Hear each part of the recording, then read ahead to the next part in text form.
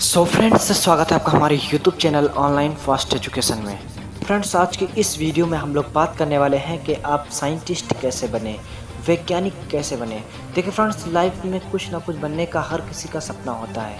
कोई इंजीनियर बनना चाहता है, तो कोई डॉक्टर बनना चाहता है, तो कोई साइंटिस्ट भी बनना चाहता है। तो फ्रेंड्स, अगर आप भी इंटरेस्टेड हैं एक साइंटिस्ट बनने में, तो आप बिल्कुल सही वीडियो देख रहे हैं।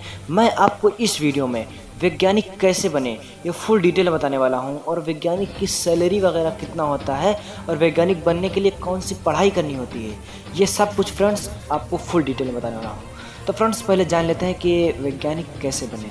देखिए फ्रेंड्स, वैज्ञानिक बनने के लिए सबसे ज़रूरी है कि एक लक्ष्य तय करना। यदि आप वैज्ञानिक बनना चाहते हैं तो आपको एक स्थायी लक्ष्य निर्धारित करना होगा, क्योंकि आपको इसके लिए बहुत ही साहस के साथ आगे बढ़ना होगा। किसी भी स्थिति में हार ना मानना होगा और असफलताओं का सामना करते हुए आगे बढ़ना होगा। तो फ्रेंड्स, अब आपको बता दें कि वैज्ञानिक होता क्या है, साइंटिस्ट होता क्या है। साइंटिस्ट कहते किसे हैं?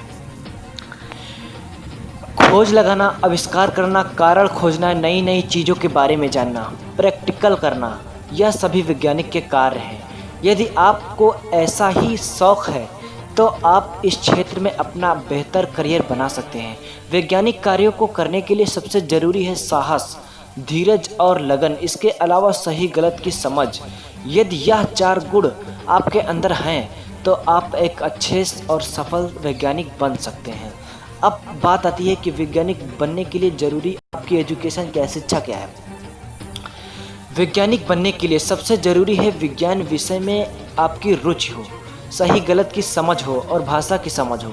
वैज्ञानिक बनने के लिए कोई अलग से कोर्स नहीं है। जो आप पढ़ाई करते हैं उसी के दौरान आपको बहुत ही प्रैक्टिकली रहना होगा। शिक्षा के अलावा आपको दृढ़ इच्छा शक्ति और दृढ़ संकल्प लेने की ज़रूरत है।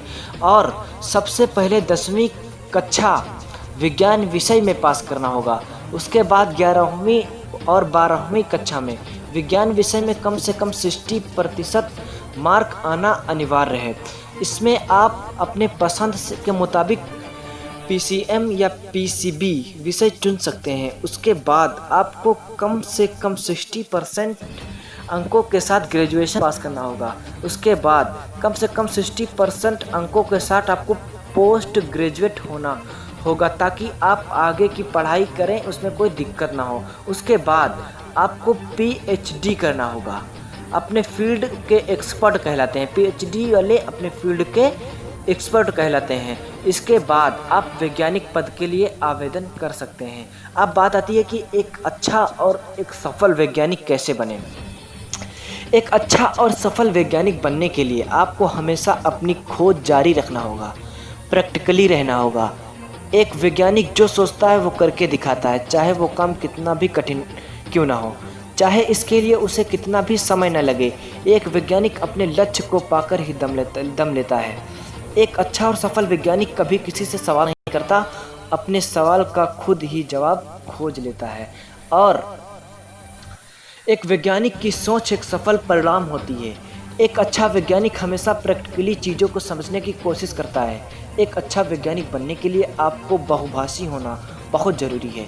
इनमें से आपकी मातृभाषा और इंग्लिश भाषा का भी अहम ज्ञान होना चाहिए आपके पास। पीएचडी करने के बाद आपको सही गलत की समझ हो जाती है। उसके बाद आप एक अच्छे साइंटिस्ट के रूप में कार्यरत हो सकते हैं। साइंटिस्ट भिन्न भिन्न प्रकार के होते हैं।